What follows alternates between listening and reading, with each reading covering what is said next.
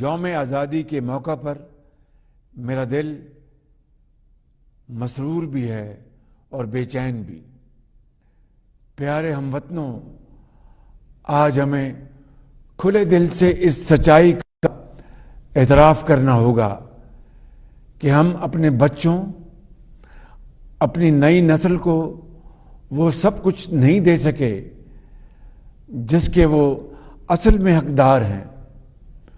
وہ قوم جس پر اللہ تعالیٰ کی ہمیشہ سے بے پایاں رحمت رہی ہے، جسے ہر نعمت سے نوازا گیا ہے، جس کے پاس رہنمائی کے لیے حضرت قائد اعظم کا عمل اور علامہ اقبال کی فکر موجود ہے، پھر وہ کیوں منزل کی تلاش میں بھٹک رہی ہے؟ ہم ان بحرانوں سے کیوں دوچار ہوئے جن میں سب سے بڑھ کر معاشی بحران ہے؟ مگر پہلے اس جذباتی بحران کا ذکر کرنا چاہوں گا جس کا آج ہمیں سامنا ہے۔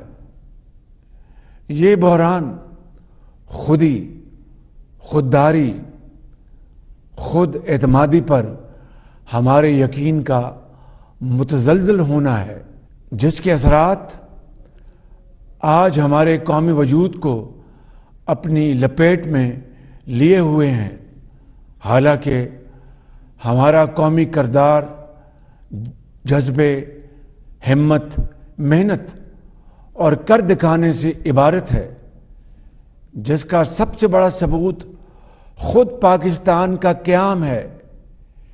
یہی وہ جذبہ تھا جو علامہ اقبال نے سوئی ہوئی ملت میں جگایا، جس کی مدد سے قائد اعظم محمد علی جناح کی عظیم الشان قیادت نے ایک خواب کو تعبیر میں بدل دیا اور پاکستان مارز وجود میں آ